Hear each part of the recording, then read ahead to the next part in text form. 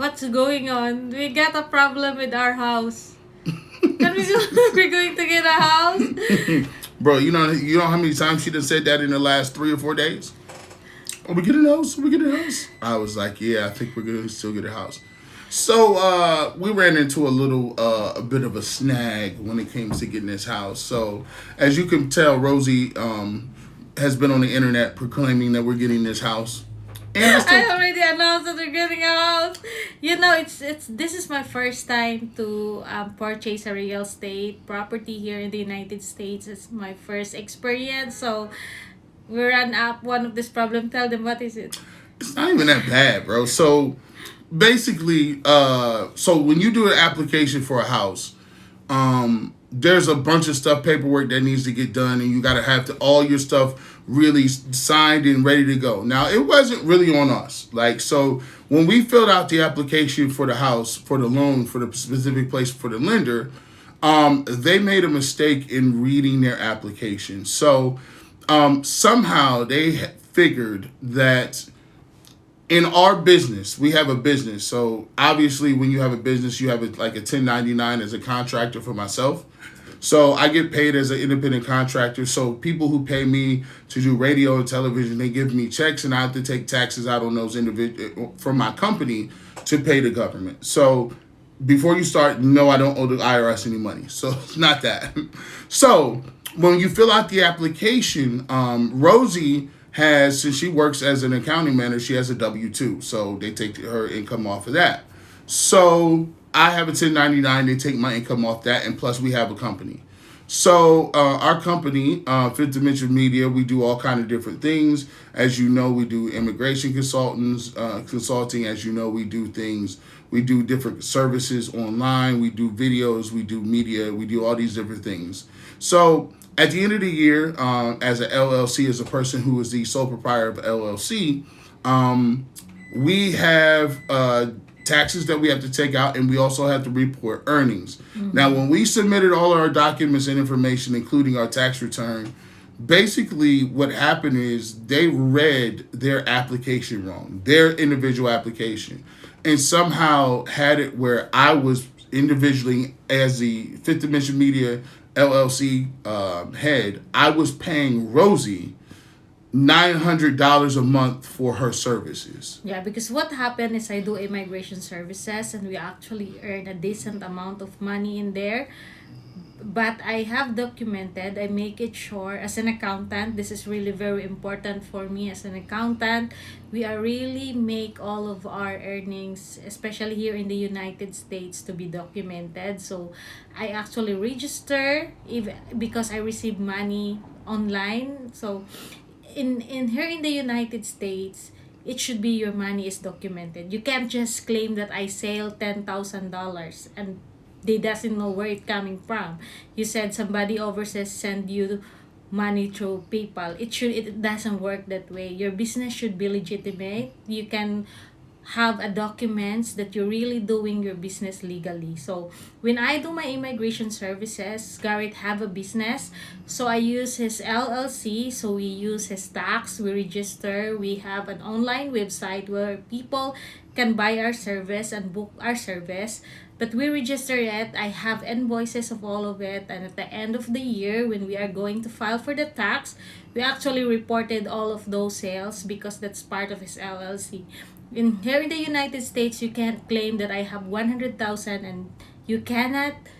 Let's say you have 100,000. We don't have 100,000, guys. But just for let's say, take for example, you have a 100,000, and you cannot verify where's that money coming from. So here in the United States, you might be take it from illegal act. So it should be that when you file a loan, no matter how much money you have, if you can't verify that that money is legitimate money, it might give them to deny you for a loan. So oversight in our application, the one of the loan officers read it as Rosie. I was paying Rosie $900 to Rosie, but he's not specifically, paying me. Like as income, right? I'm working, but he's not paying me. I mean, well, I always joke. That's goes for our sake. Well, I mean, if you want to divorce me, I'm sure you get half of it. They'll give you the. So anyway, So yeah, no, like if you're working and you're married, sometimes it takes a while for people to pay themselves.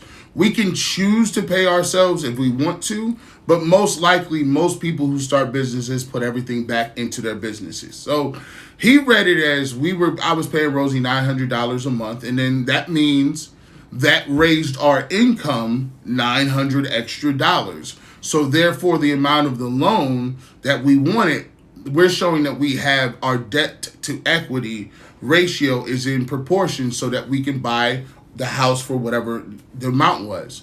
However, the underwriter, as she's looking through our documents and getting ready to close and do certain things, she's looking at our paperwork and saying, well, hold on. Is this money being given to Rosie as payment, or are they saying that this money is coming in per month as part of their just company? And so they called us back, and one thing we were able to do is we were able to give them invoices. They just want to verify where's that money came from. Yes. So good thing that I keep all invoices and I have the website. Well, really, you can go there and book my services, and it was actually through Esquire. We have the point of sale, which is Esquire, which is registered in the United States. So we actually do business legally. So for me as an accountant, it's really very important that I document all of this, especially when it comes to finances. I'm very, very careful, and I'm very meticulous when it comes to documents. I was like, what's the invoices? I need all the records. You know? All the records right now. What are you talking about, Rosie? He was like great number. Like, I'm working on it. Like, you know. I was like, hold on. He was so. I was like, what do you mean? They called me. I'm like, look, I don't listen. I don't be caring like that.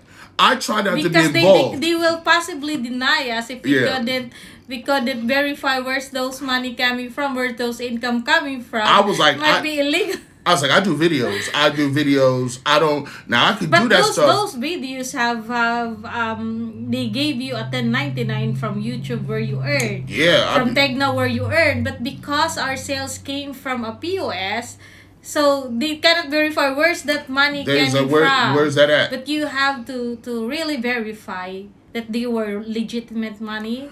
So what they did is we sent them all the invoices. They was like, okay, we see where it was. You guys did. You earned that amount of money that went to your business, which was listed on our tax return. And the problem was they didn't look at our tax returns. They just went off what was on the application. So I always tell people, that's why during this process, I never get too up, I never get too down, because there's a bunch of other things that could go wrong. Because it really takes you from the time, even if you already have an offer letter that they gave you that amount of money for a house loan, you still could get denied. There's still lots of things coming up. I learned this in our process that we have to go inspection, all of this. You have actually 1 month to complete all of those. We ain't even gonna talk about the home inspection yet. That's another vlog. That's another vlog. But this is just when it comes to doing your loan. Even if you already have the pre-approval, it doesn't mean you already have it. There's still like lots of things that they will ask along the process. So you better be ready for it. Be sure that you already cleaned your credit. So before we do this, we actually clean our credit, pay all of our credit cards, save money for a while before we even applied.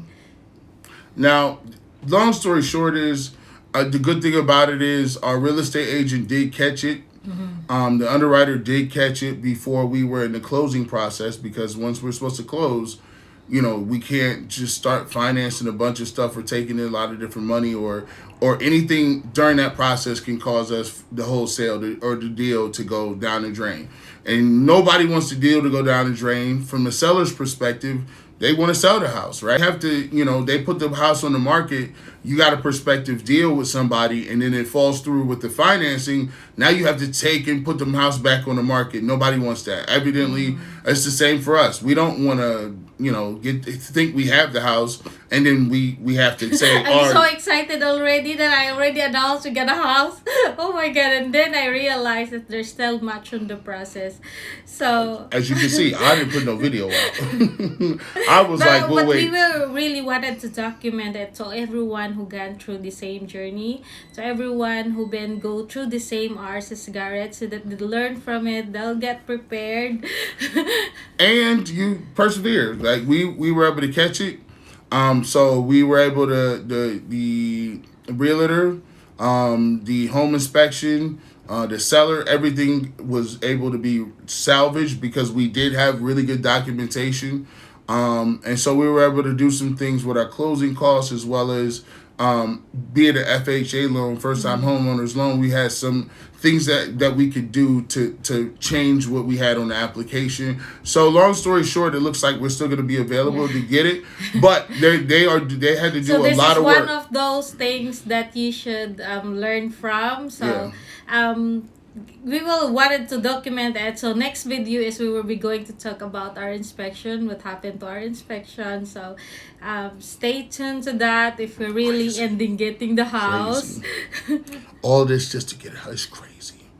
Yeah, I told her we could stay in this apartment. No, I'm playing. I'm playing. We'll get a house. But until next time, we'll talk to you later.